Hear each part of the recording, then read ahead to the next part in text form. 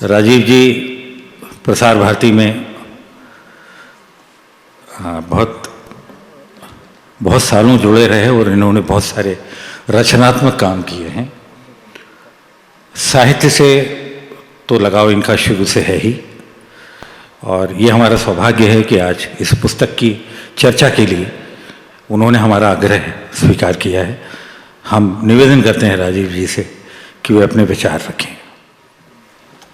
सभागृह में उपस्थित आप सभी महानुभावों को मेरा अभिवादन, और डॉक्टर अरुण कुमार जो फिलहाल मंच पर हम लोग साथ हैं, तो बहुत पुराने मित्र हैं और मार्गदर्शक भी हैं, जिसे फ्रेंड फिलोसोफर गाइड कहते हैं, वो हैं, और उनका साथ बड़ा संबल है।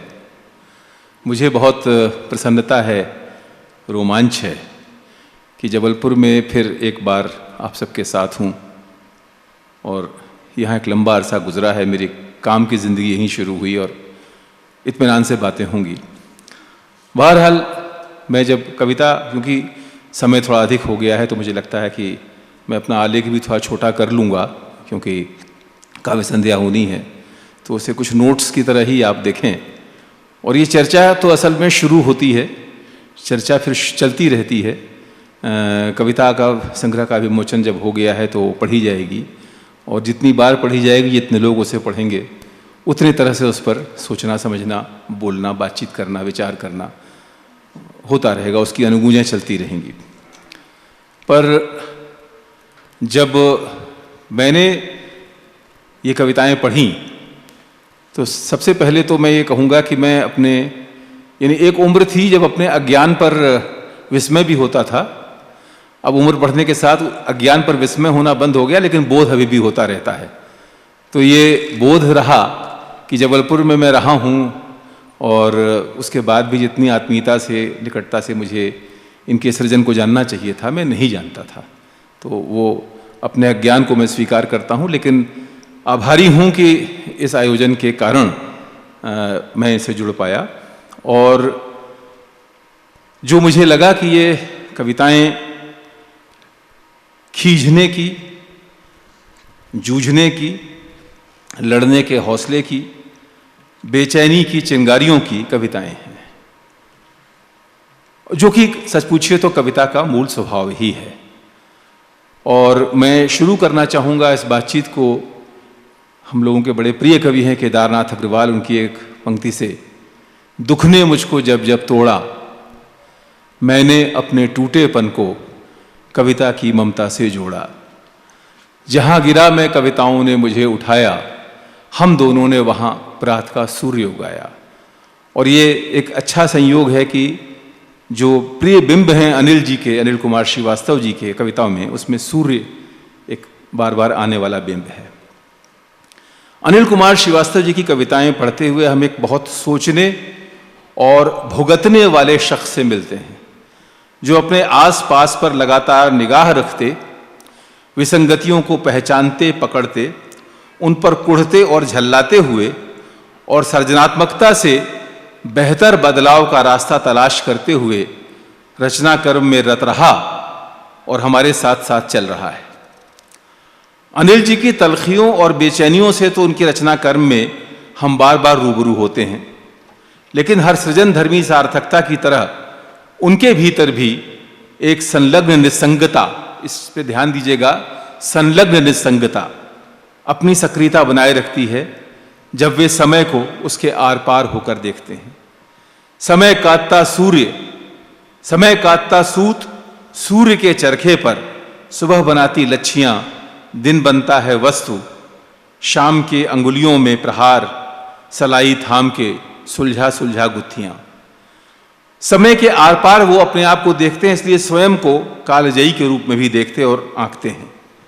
संबोधन कविता में अस्तित्व की मूल अस्मिता पर विचार करते हुए वो कहते हैं, आकार अपर्याप्त है पहचाने जाने को अस्तित्व, हमारे होने में बहुत ही आकारहीन आकृतियां भी व्याप्त हैं। और ये बड़ा बुनियादी प्रश्न है, अस्तित्व का प्रश्न है। और मुझे याद आता है कि हेमलेट में शेक्सपियर ने टू बी और not to be, that is the question, ये उठाया। गालिब ने कहा कि न था कुछ तो खुदा था, कुछ न होता तो खुदा होता, डुबोया मुझको होने ने। तो ये जो होना है, ये होना अपने आप में कितनी समस्याएं और कितनी चुनौतियां और कितनी संभावनाएं लेके आता है, ये एक रचनाकार की दृष्टि वहाँ उसके आर पार जाती है। और ये अनिल जी के यहाँ हम इस प्रश्न से उनकी मुठभेड़ भी देखते हैं। वैसे बुनना उनको प्रिय है। उनका एक और प्रिय है जो मैंने सूर्य का जिक्र किया। तो रचयिता को किसी भी प्रकार के रचना कर्म से अनुराग होता है और बुनना एक रचना कर्म है। जैसे भीष्म साहनी के नाट्य नायक हानुष को उस घड़ी से था जो उसने बनाई थी, भले ही वो उसकी आंखें फूटने का बहाना भी बनी। गीत दृश्य उजड़े नीड़ के में अनिल जी अपने आप से पूछते हैं, किस तरह सुलझाऊं उलझी दृष्टि की ये गुत्थियां, धूप आंखों की सलाई ले नमूने बुन रही। तो ये आप देखें क्या काव्यात्मक खूबसूरती है और किस ढंग से इस बात को कहा गया है। और बुनना जो है वो बार बार उनमें लौट कर आता है। यानी वो एक जगह ये भी कहते हैं कि मैं सृजन नहीं करना चाहता क्योंकि मुझे लगता है कि सब कुछ पहले बदलना चाहिए और बदलने के लिए रुकना चाहिए, लेकिन फिर वो रचनाधर्मी व्यक्तित्व और बिना रचना के रह नहीं सकता। निर्मम आत्मालोचन की सामर्थ्य और दृष्टि भी उनके पास है। ये एक बहुत महत्वपूर्ण बात है। जैसे कविता सहानुभूति में ये स्वीकार, हम सिर्फ बोलते हैं, किसी को सुनने की शक्ति से हीन। ये एक सच्चाई है और हमारे इस बड़बोले समय में ये और ज़्यादा मारक होकर हमारे सामने आ गई है। और उसी कविता में वो कहते हैं, और हम दर्द बांटने के बहाने किसी की दुखती रग पर क्यों मारते हैं लात। तो ये अपने आप में ये एक रचनाकार बिरादरी से भी एक प्रश्न है और बाकी व्यापक समाज से तो ये प्रश्न है ही। स्वप्नजीवी क्रांतिकारिता का भी एक मुद्दा उनकी कविता में आता है।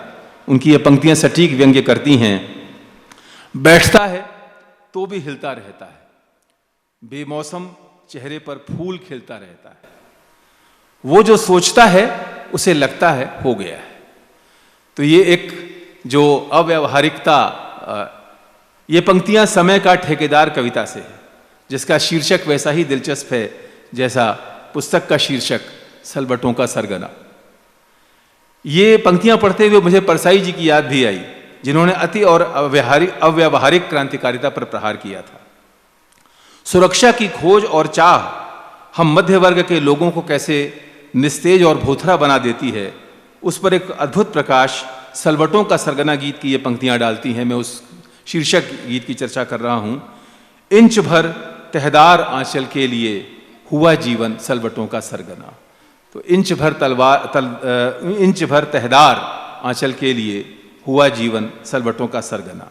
और यहाँ धूमिल की याद आती है। धूमिल की कविता पटकथा की बड़ी प्रसिद्ध पंक्तियां हैं, चंद टुच्ची सुविधाओं के सामने अभियोग की भाषा चुक जाने की बात। इस भटकाव को अनिल जी क्या करेंगे गीत में भी सामने लाते हैं। पूछते हैं हाल जब हम तीर का, तुम हमें तरकश दिखाते हो सदा। तो तीर की जो भूमिका है वो तरकश में जाकर बदल जाती है और ये उनका कवि पकड़कर सामने रखता है। कोई भी महत्वपूर्ण रचनाकार अपने समय की प्रातिनिधिक उपस्थिति के साथ प्रस्तुत होता है और उसमें अपना कुछ विशिष्ट, कुछ नया, कुछ मौलिक जोड़ता है। इसलिए कालजयी का उद्घोष करने वाले अनिल कुमार श्रीवास्तव भी अपने समय में तो हैं ही। परसाई जी ने भी कहा था कि अपने समय में आप नहीं हैं तो शाश्वत कैसे होंगे। कथ्य और शिल्प दोनों में उनके दौर की हलचलें दिखाई देती हैं, दस्तकें सुनाई देती हैं। मैंने अभी धूमिल का जिक्र किया तो धूमिल की एक और युक्ति वो इस्तेमाल करते थे कि मुक्त छंद की कविताओं के में वाक्यों के अंत में तुक आभास देकर एक रिदम और लय रचते थे। उसे साधते हुए अनिल श्रीवास्तव जी भी कई बार मिलते हैं। कविता मृत्यु की आकांक्षा में इसका एक मैंने उदाहरण लिया है, इसका उदाहरण देख सकते हैं। यह बात भी स्वयं सिद्ध है कि अपना समाज गिद्ध है। स्वार्थ की दृष्टि लिए मंसूबों के मानस के लोथड़ों पर टूटता हुआ भगवान तो दूर आदमियत से तकरीबन पूरी तरह छूटता हुआ। हर कोई बुराइयों से ऊबा और आदमी होने के कारण बुराइयों में सिर पैर से डूबा। तो ये जो एक खास युक्ति है, जहाँ ये मुक्त छंद की कविता है पर इसके अंदर भी एक तरह की लयात्मकता और एक तुक का आभास दिया जाता है। धूमिल की कविताओं में ये बहुत मिलता है। तभी सुलग उठा पश्चिमी सीमांत, ध्वस्त ध्वस्त ध्वांत ध्वांत, ऐसे बहुत बहुत प्रयोग मिलते हैं धूमिल के यहाँ। वो आप सबको आप जानते हैं, उन्हें याद आ जाएंगे। और उसी तरह से ऐसे ही और उदाहरण दिया जा सकते हैं, जैसे एक कविता है भूत का भय, उसमें भी आपको बहुत सारे इस तरह के युक्ति मिलती है। मुझे एक जगह मुक्तिबोध की बहुत प्रखर याद आई।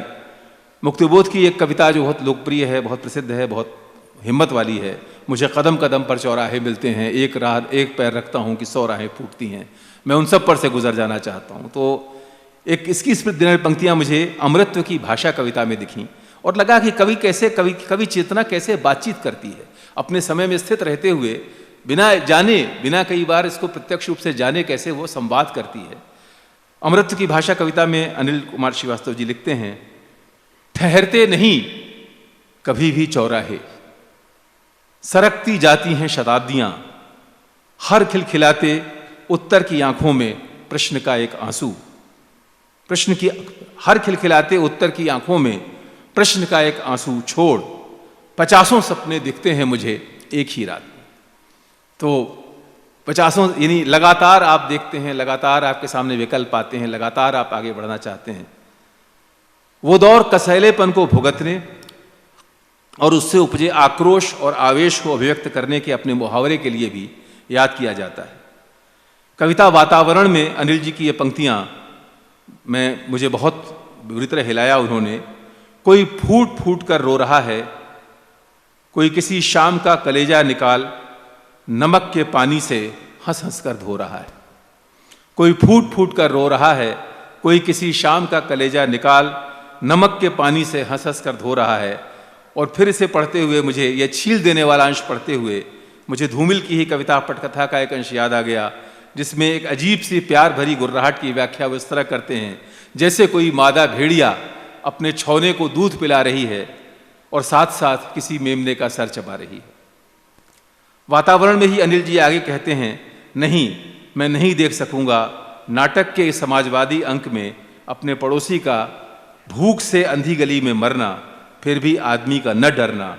हमारे लोकतंत्र की सीमाओं से मोहभंग की अभिव्यक्ति की अनिल जी की अपनी शैली है। गूंगों का गायन वादन पूरा होने दो, गूंगों का गायन वादन पूरा होने दो, सुन्न पटाक सन्नाटे में ये प्रजातंत्र का सभा भवन है। प्रचलित एक अनुवाद है, बहुत मशहूर एक वो है पिन ड्रॉप साइलेंस, उसके लिए जो आमतौर पर इस्तेमाल होता है सुई पटक सन्नाटा, पर अनिल जी उसके लिए एक नया शब्द इस्तेमाल करते हैं सुन्न पटाक। तो सुन्न पटाक जो है वो अधिक ध्वन्यात्मक भी है और अधिक प्रभावशाली भी मुझे लगा, कवि भाषा भंडार में जोड़ता भी है। भूख की बात ठुकरा रहा हूं अमृत में, क्या भूख ही पूरा मनुष्य होती है। भूख भी बार बार लौट कर आती है। किस समाज सजग कवि की कविता में भूख और अभाव नहीं आते और किस तरह उसको वो कविता के लिए प्रेरित नहीं करते। रंग या वर्ण चेतना भी कविता की ऐन्द्रिकता का विशिष्ट घटक है। रंगों का सच में अनिल जी एक चित्रकार की भाषा में रंगों की प्रकृति और उनके वर्ग चरित्र पर टिप्पणी करते हैं। यहाँ सच सफेद है, वकील पीला है, न्याय नीला है, राजनीति लाल पीली है, जो काला है चमकीला है, भ्रष्टाचार है, प्रशासन है, जो हरा भरा है दलाल है। इसकी सबसे मूल्यवान और हमारे कारुणिक समय के लिए प्रासंगिक पंक्तियां हैं, जो धूमिल धूल धूसरित सा है वो विचार है, और जो मटमैला है वो किसान है।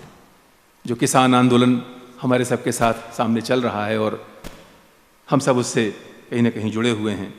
अनिल जी गीत विधा में भी सक्रिय रहे, उसका प्रमाण हमने देखा। बहुत सुंदर सांगीतिक प्रस्तुतियां हुई और ये मुझे वास्तव में बहुत अच्छा लगा कि हमने शुरू उससे किया, क्योंकि मुक्त छंद में जो उन्होंने लिखा और गीत में भी उन्होंने प्रयोग दर प्रयोग किए।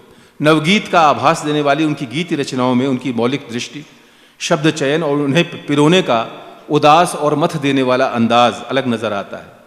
अंधे दृश्य में ये पंक्तियां देखें, धूप कोई भी नहीं ठहरी, दिन बेबस नर्तन है बस, सारी आवाजें हैं बहरी, दृश्य सभी अंधे हैं बस।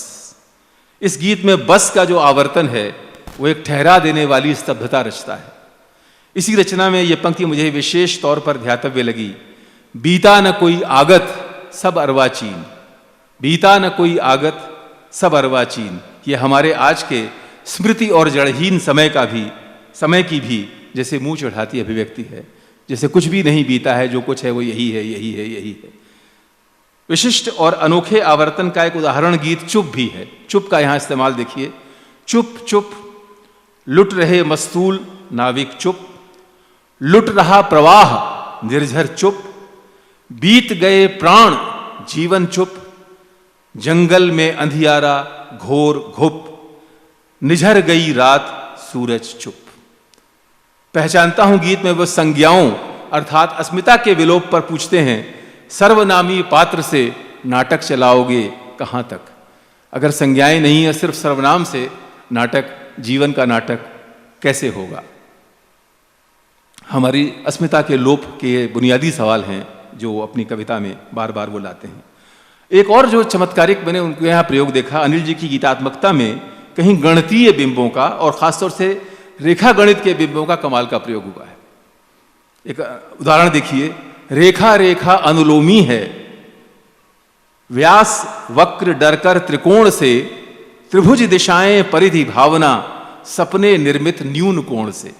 देखिए इन्हीं सारे रेखा गणित के शब्द हैं और आदरणीय नरेश जी मौजूद हैं तो उनके तकनीकी ज्ञान हम लोग जानते हैं, कविता के अलावा कविता तो खैर उनकी उसके हम सब भक्त और शायदाई ही हैं। तो ये जो रेखा गणित के शब्दों को जिस तरह सपने निर्मित न्यून कोण से, ये न्यून कोण का किस तरह उन्होंने प्रयोग किया है, ये अपने आप में मुझे अद्भुत लगा। सभी अकेलेपन में दक्ष, ये उनके गीतों के शीर्षक भी जो हैं बड़े अलग हैं, बड़े कमाल के हैं और आमतौर पर वो आम रिवायत से हटकर हैं। एक गीत का शीर्षक है सभी अकेलेपन में दक्ष। इसमें विडंबनाओं के चीड़ देने वाले चित्र हैं। सबकी सांकल सूखे सांप और भूखे चित्र निर्वसन दृष्टि। इसी में एक बड़ा अद्भुत प्रयोग उलटबासियों का देखने को मिलता है। किरण प्रकाश मांगती भीख, दाताओं में तिमिर सरीख, रोज बबूलों का त्योहार, नागफनी के चंदन पक्ष। गीत आंगन आंगन, हम जानते हैं उलटबासियों की परंपरा और महान हमारे पूर्वज कबीर से हम जाकर सीधे जुड़ते हैं। तो ये भी है, ये पूरी परंपरा का किस तरह से स्मरण और उसका बर्ताव और उसको आगे ले जाना, ये कहीं ना कहीं ये तमाम ये रचनात्मक चुनौतियां जो कवि स्वीकार करता है उसको हम सलाम करते हैं। गीत आंगन आंगन आंसू फूले में अनिल जी कहते हैं, किरण किरण के आंचल खून, आंखों आंखों पर नाखून, और मंदिर पापों की चौपाल, छुई मुई के नंगे गाल। ऐसे ही कुछ अनूठे प्रयोग अभी भूख कम नहीं हुई में मिलते हैं। बरसने वालों कुछ और बरसो, अभी धूप नम नहीं हुई, और दरसने वालों कुछ और दरसो, अभी भीड़ हम नहीं हुई। सुना है मुक्तिबोध कहते थे, भीड़ हमारा शब्द नहीं है, हम मानव समूह में आस्था रखते हैं, उससे प्यार करते हैं। तो भीड़ को हम होना होता है और भीड़ को हम होना होगा। सवाल तो हैं और जवाबों की जद्दोजहद भी है।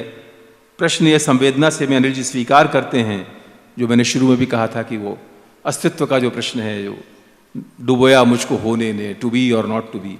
जहां रहता हूं वहां होता नहीं हूं, और उद्घोष भी करते हैं, सूर्य हूं सोता नहीं हूं।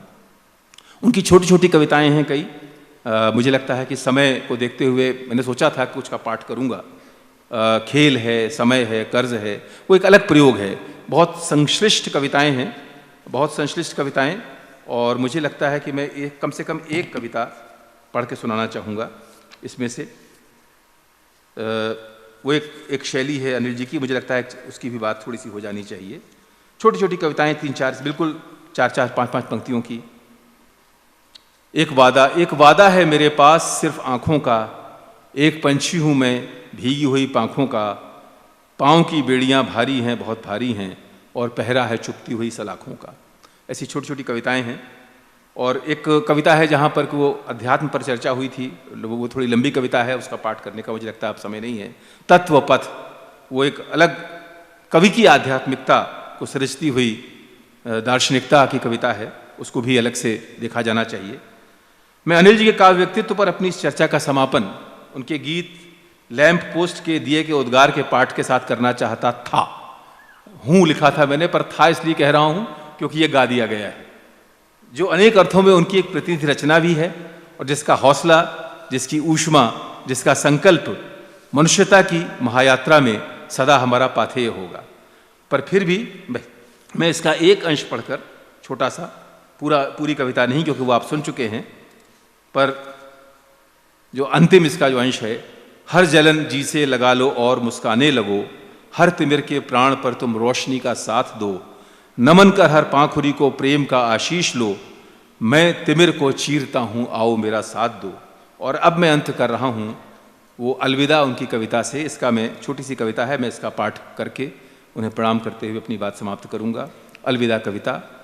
ऐ किनारे बांध ना तू पाँव मेरे, मैं विश्व का संताप लेकर लहर के वक्ष में ही जा बंधूंगा। कुटिलता की वक्र कड़ियां गीत का मेरे बनेंगी स्वर, पिपासित भावना का रूप लेकर कौन सा वह गीत जिसके शब्द टूटे और बिखरे मैं उसे संगीत दूंगा। और मांगों को अधूरी जो मुंह मांगा सिंदूर दूंगा, बांध दूंगा पाट सागर पर हिमालय को चुमा दूंगा, पद रसातल का खिलाऊंगा, पद रसातल का हिमालय को चुमा दूंगा, पद रसातल का खिलाऊंगा अनोखे फूल मरुथल में, और मरघट के सभी निगले हुओं को जिंदगी दूंगा। मिला दूंगा चांदनी को मैं सवेरे से, उषा को सांझ से भी, और सूरज को खिलाऊंगा निमंत्रण, मौन रजनी की कुटी पर जा रहा हूं अलविदा मैं आज पथ की ओर। बहुत बहुत आभार आपका, बहुत बहुत धन्यवाद अनिल कुमार श्रीवास्तव जी की कविताओं पर इतनी सुंदर चर्चा के लिए। अब हम बहुत सम्मान के साथ आमंत्रित कर रहे हैं डॉक्टर अरुण कुमार जी को, वे आएं और अपनी बात कहें। और सभी सुधीजन, बहुत ही प्रीतिकर प्रयोजन से हम यहाँ एकत्र हुए हैं। हमारे प्रिय एवं आदरणीय कवि अनिल कुमार श्रीवास्तव जी के प्रचुर लेखन का एक प्रतिनिधि संकलन सलवटों का सरगना विमोचित हुआ। संगीतिक स्वरों ने और राजीव जी की बात ने, उनके वाचन ने बहुत कुछ उनके काव्य की दुनिया को हमारी संवेदना में उपस्थित कर दिया।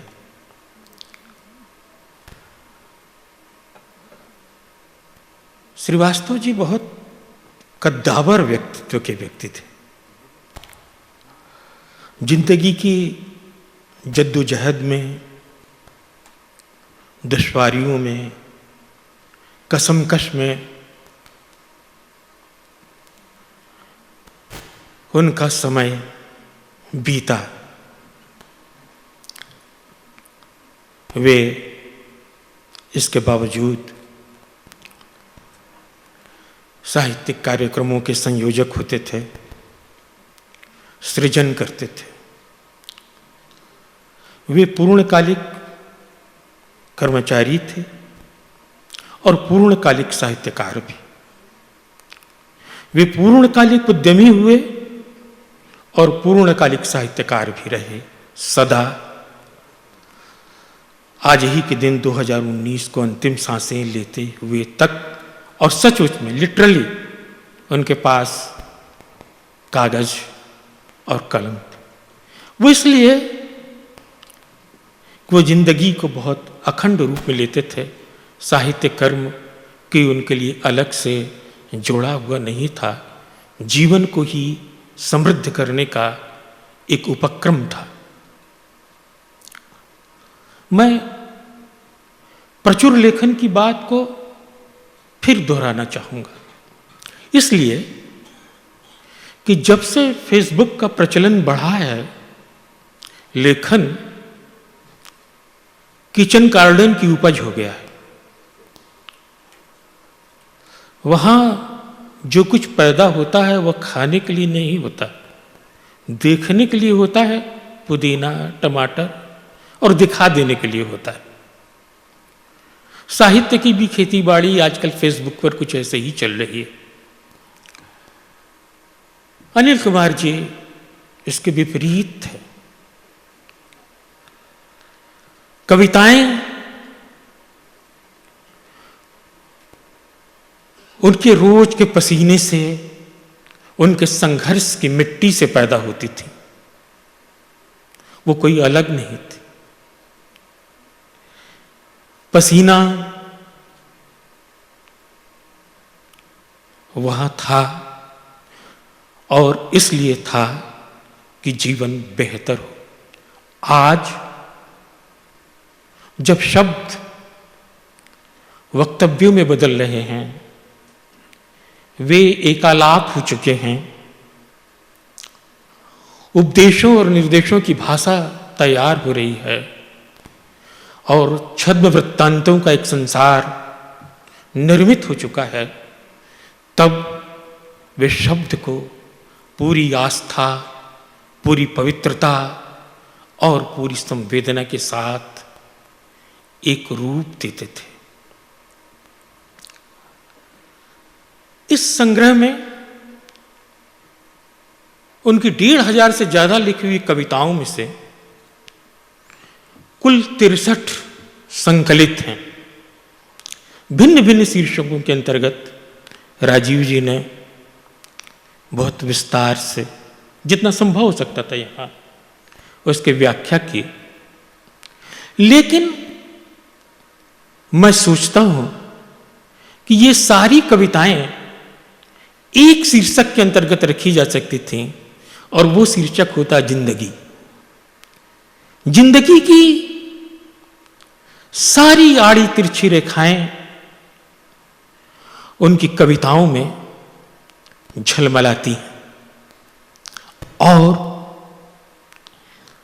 एक ऐसा संसार रचती हैं जिनमें शोषक भी है, शोषित भी है, बहुत अवसाद का संसार है। लेकिन कविताओं का स्वर कहीं शिकार हुए व्यक्ति का स्वर नहीं है। इतिहास बोध उसमें गजब का है और पूरी उम्मीद, पूरी सपने के साथ है कि एक नया सूरज आएगा।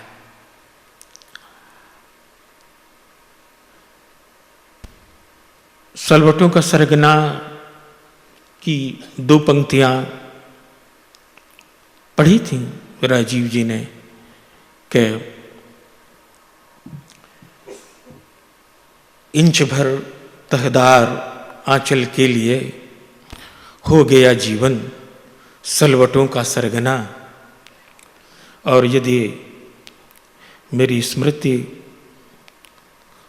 दुर्बल होते होते दिवंगत होने के स्तर पर नहीं पहुंच चुकी है,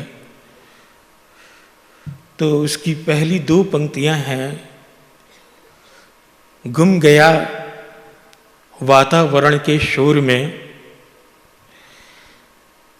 न्याय की आवाज जैसा बचपना।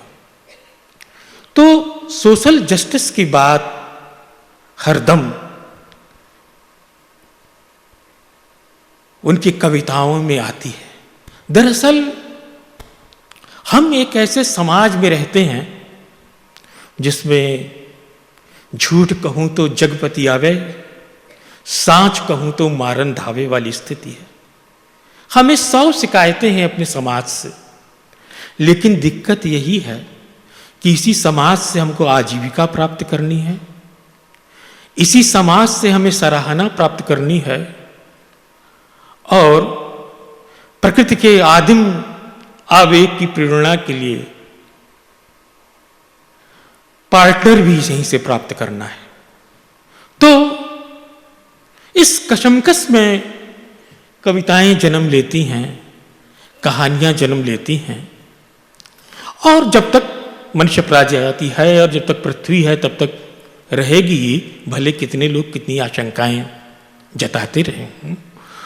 तो कविताओं की गुंजाइश, उनकी कविताओं की ज़रूरत हमेशा बनी रहेगी और इस ज़रूरत को श्रीवास्तव जी की कविताएं पूरी करते हैं। कविता के संबंध में बहुत सारे स्वर्गीय और अस्वर्गीय आचार्यों ने बहुत कुछ कहा है। कविता के रेसे रेसे को, उसकी अंखुड़ी पंखुड़ी को विश्लेषित करके सामने रख दिया है। बहुत पते की बातें कही हैं, लेकिन कठिनाई ये हो गई कि हम जिस समय में रह रहे हैं उसमें कविता, कहानी, नाटक को साहित्य की तरह देखना, शास्त्र की तरह देखने का रिवाज ही खत्म हो गया है। और इस तरह आचार्यों की वह दुनिया जो विभिन्न विधाओं को समझाती थी, बहुत अदृश्य सी हो गई है। क्योंकि अब देखें तो चाहे भाषा हो, चाहे संगीत हो, चाहे औषधि हो, सब कुछ मनुष्य की देह रचना पर इस तरह मापा जाता है कि वह जो उसके तर्क और राग का संकाय है, उसको किस तरह संश्लेषित करती है, किस तरह जुटाती है, उसके रूप से नहीं, उसके प्रभाव से और उसके प्रभाव के तरीके से विधा का निर्धारण होने लगा है। और इस तरह हम अनिल श्रीवास्तव जी की रचना के रूप को छोड़ भी दें तो वह अपने प्रभाव में पूरी तरह कविता ठहरती है। और आज श्रीवास्तव जी के इस संग्रह के बहाने, इस कार्यक्रम के बहाने आप सबसे इतना संग साथ हुआ, संवाद हुआ, हम फाउंडेशन के प्रति आभार प्रकट करते हैं। धन्यवाद। धन्यवाद अरुण कुमार जी। हमारे बीच में देश के बहुत बड़े साहित्यकार और कवि, हम सबके आदरणीय और हम सबके प्रिय, और जिनका इस शहर से बहुत गहरा नाता है, परम आदरणीय नरेश सक्सेना जी हमारे बीच में आ गए हैं। हम उनका बहुत बहुत स्वागत करते हैं, अभिनंदन करते हैं। और मैं आदरणीय नरेश जी को मंच पर आमंत्रित करता हूँ, वे आएँ और हमारे अरुण कुमार जी और राजीव कुमार जी को सम्मानित करें। आइए ना।